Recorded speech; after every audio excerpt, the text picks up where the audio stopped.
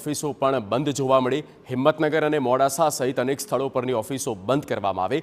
Financial સર્વિસના નામે ચાલતી ઓફિસોને તાળા લાગ્યા છે। બીઝેડ બાદ વધુ 3 ગ્રુપ સામે ફરિયાદ નોંધાતા ફફડાટ ફેલાયો।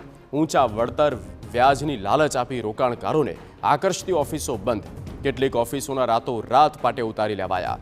હિંમતનગરમાં નવા રોડ પર આવેલી 2 ઓફિસોને તાળા લાગી ગયા છે।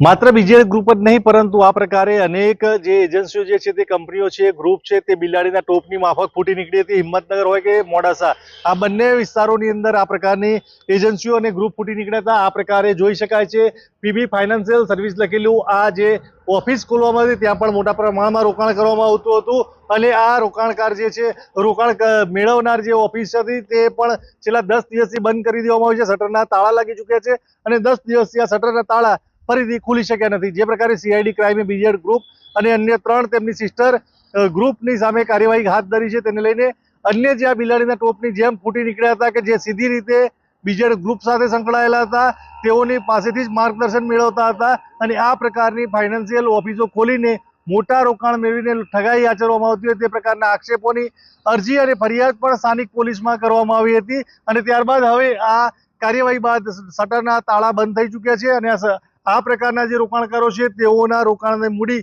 પરત ક્યારે મળશે તે પણ સવાલ છે। પરંતુ હવે સવાલ એ વાતનો પણ છે સીઆઈડી ક્રાઇમ આ પ્રકારની ઓફિસો કે જે બિલાડીના ટોપના માફક ફૂટી નીકળી હતી તેમની સામે પણ કાર્યવાહી ક્યારે હાથ ધરશે તેની પણ રાહ જોવાઈ રહી છે।